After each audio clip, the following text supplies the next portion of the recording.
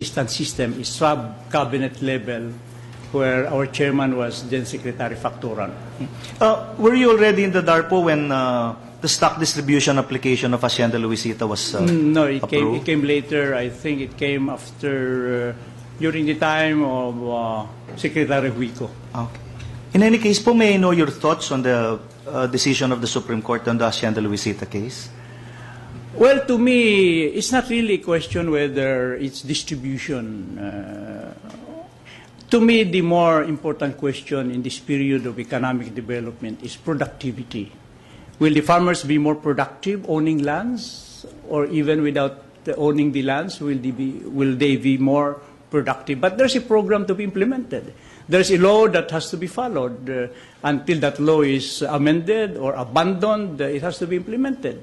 So the Supreme Court decision was a move in the right direction. I think it was also a signal saying that regardless of the personalities involved, the Supreme Court has to be independent in making its own decision. Going to your involvement po in the academe, if you were to introduce improvements in the law school curriculum, what would those improvements be? Well, we shifted already to Juris Doctor program, and I have been trying to convince all those who are in the Bachelor of Laws to shift to the Juris Doctor, because one very important component in the Juris Doctor program is this apprenticeship.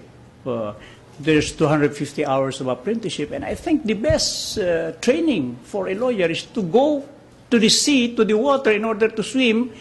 But this takes place only after 2 years. But in addition to that, Your Honor, we also said that we have to standardize the legal instruction, so that even the children of farmers and fishermen in Sulu, in Batanes, if there is a law school there, the product of those law schools will be at par with any graduate of Hong Kong or any other capitals of the world.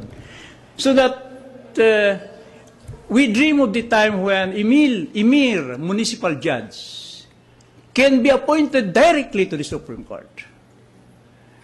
And I think when that happens, the legal system of the Philippines will be one of the best legal systems in the world. Thank you po. For my final question, may I read one that was tweeted by the listening public. Alan Greenspan once said that the single most important contributor to economic growth is the rule of law. How do you think the judiciary affects economic growth? And what can you do in your term to help the country achieve economic growth? Because the growth of all these economies which have improved more than us, they pinpointed some preconditions. One of the preconditions are all related to law. One is peace and order. One is political stability. Because the judiciary comes in as the arbiter of any kind of debate that may result in political instability. Then the rule of law. And also, people being disciplined. And to discipline people, especially the elite, you have to strong enforcement of the law. You don't really have any problem with the weak as far as compliance with the law. They will comply with the law because they don't have anything that will protect them. But the elite, in matters that is crucial to the economic development of the country, they violate the laws. And the judiciary should not be a tool in the violation, in bypassing of the rule of law.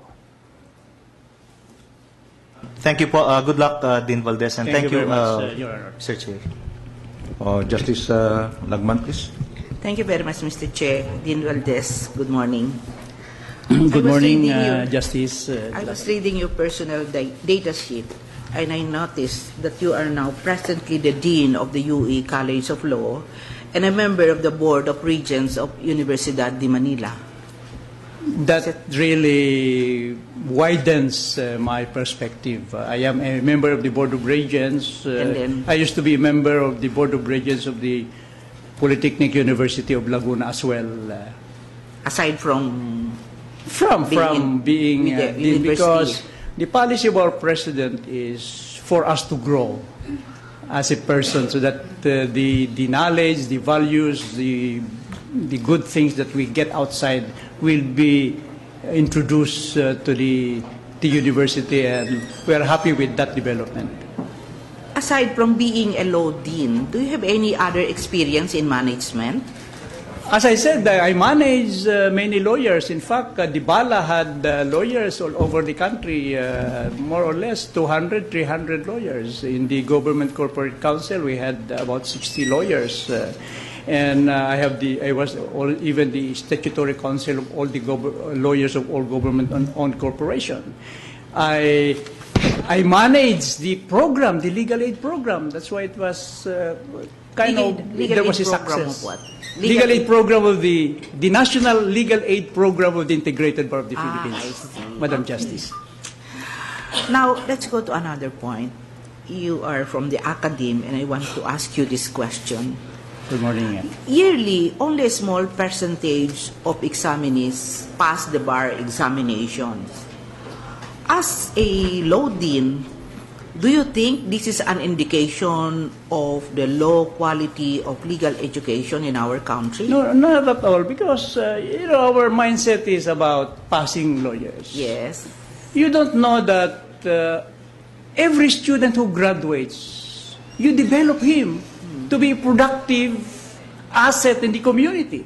Yes. That's why if he graduates, he does not pass the bar. Yes. He can be useful in the community. He could be a leader in that community. If he does not pass the bar, then he takes the bar again, because passing the bar is really tough work. It's a bragging right, actually. But it is not a sad commentary to the legal system in the Philippines. I am the president of the Philippine Association of Law Scholars, and I'm exposed to all the law schools. And in fact, it is a policy I disagreed courteously to the chairman of the Legal Education Board, and when he was closing some law schools, because I believe that in these areas where law is taught, we should not close them, because this is an opportunity, especially that we need disciplined people for purposes of economic development.